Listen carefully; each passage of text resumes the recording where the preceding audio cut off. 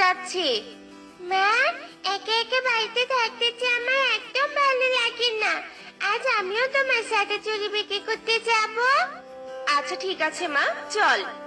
এরপর টনি টুকিকে নিয়ে চুড়ি বিক্রি করতে চলে যায়। চুড়ি নিবে গো, চুড়ি।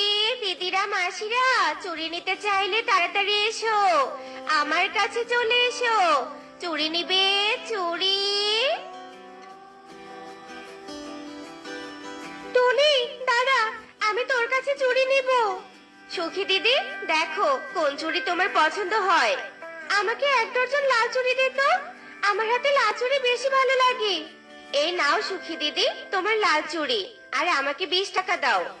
এরপর সুখী টাকা দিয়ে সেখান থেকে চলে যায়, আর টনি টুকি বনের উত্তর দিকে চুড়ি বিক্রি করতে চলে যায়।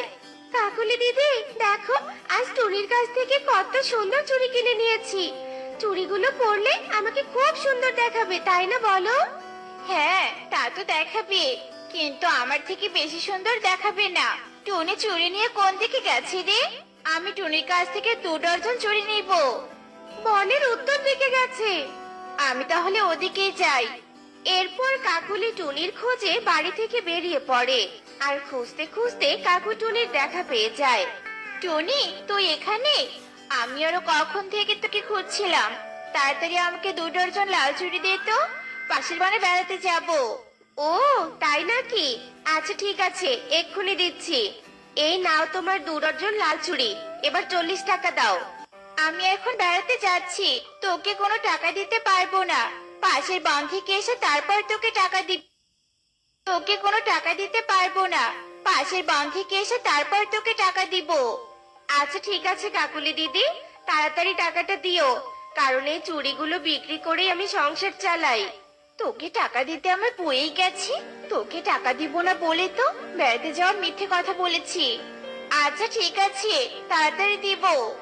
এসব বলে কাকুলি বাড়ির দিকে আসতে থাকে, আর তখনই সে দেখতে পায় পথে একটা মরা হাঁস পড়ে আছে। এই মরা হাঁসটা বাড়িতে নিয়ে যাই, চালাকি করে টুনির কাছ থেকে আরো চুরি নিব। এরপর কাকুলি মরা হাঁসটা নিয়ে বাড়িতে চলে যায়, আর এভাবেই সারা দিন কেটে বিকেল হয়ে যায়। আর বিকেল হতেই টুনিও টুকি চুড়ি বিক্রি করে বাড়িতে ফিরে আসে।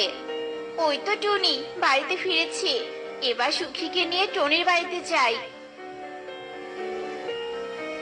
সুখী, সুখী, বাড়িতে আছিস?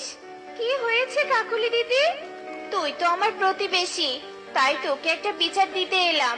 চুরিওয়ালি টুনির কাছ থেকে 1 ডজন চুরি কিনে নিয়েছিলাম, আর বলেছি পাশের বন থেকে এসে টাকা দিব। কিন্তু টুনি সেটা না শুনে আমার বাড়ি থেকে একটা হাঁস চুরি করে নিয়ে গেছে। তুই টুনির কাছ থেকে হাঁস নিয়ে দিবি, চল। আচ্ছা ঠিক আছে কাকুলি দিদি, চলো।